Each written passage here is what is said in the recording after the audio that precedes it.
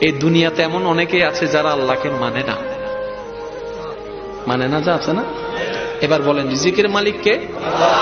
হায়াতের মালিক, সম্মানের মালিক।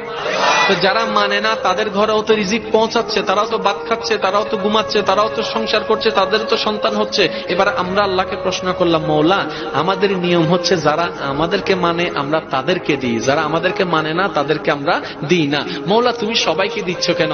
আল্লাহ পাক বলে, আমি তো এটাই তোদেরকে শিখাতে চাচ্ছি, যদি তোরা আমার হতে চাস, তোরা যদি আমাকে খুশি করতে চাস, তাহলে আমি আল্লাহর রংকে নিজের মধ্যে ধারণ কর। আল্লাহ তোমার রংটা কি? আল্লাহ পাক বলে, আমি যেমন আপনকেও দিই পরকেও দিই, তোরাও পরকে দেওয়া শুরু কর, দুশমনকে দেওয়া শুরু কর। বলেন না সুবহান।